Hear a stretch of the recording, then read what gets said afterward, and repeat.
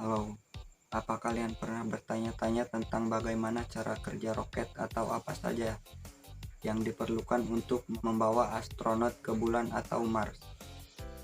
Barangkali ini bisa menjadi penjelasan yang sederhana terkait dengan pertanyaan itu. Ilmu pengetahuan yang ditetapkan pada sebuah roket begitu rumit.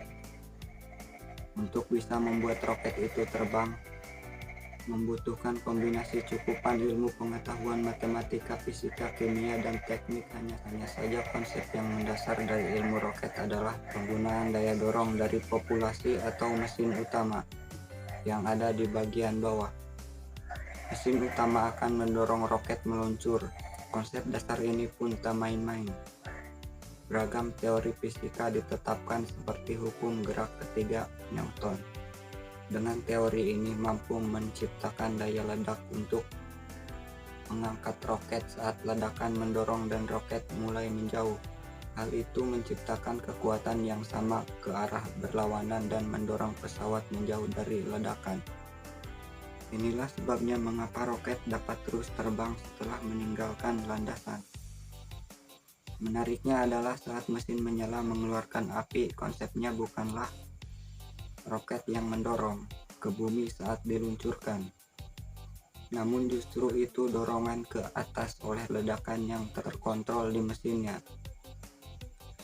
Untuk membuat daya dorong secara artifisial, ilmuwan roket merancang mesin roket dengan sistem populasi kimia. Roket bisa menggunakan bahan bakar padat atau cair atau bahkan kombinasi keduanya. Misalnya roket terbaru NASA Space Launch System menggunakan bahan bakar padat bubuk aluminium untuk mesin mendorong tahap pertama dengan amonium perklorat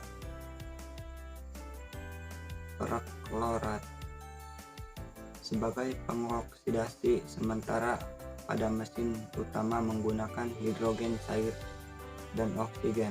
Terpenting dari semua itu adalah bagaimana agar bahan bakar bergerak dari tangki penyimpanan ke ruang bakar, di mana reaksi kimia menciptakan ledakan yang menciptakan daya dorong. Faktor ilmu kimia adalah bagian besar dari cara kerja roket. Lalu bagaimana saat roket masuk ke luar angkasa? Aturan gaya dorong yang sama masih berlaku ketika roket mulai masuk ke luar angkasa. Namun faktanya ini lebih sulit. Mengapa? Karena di luar angkasa adalah ruang hampa udara alias tanpa gravitasi. Maka secara ilmu pengetahuan daya dorong bisa lebih rumit lagi.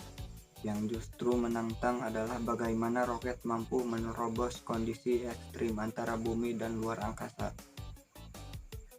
Pasalnya, roket akan dihadapkan dengan tekanan panas, getaran, dan gaya gravitasi yang begitu hebat.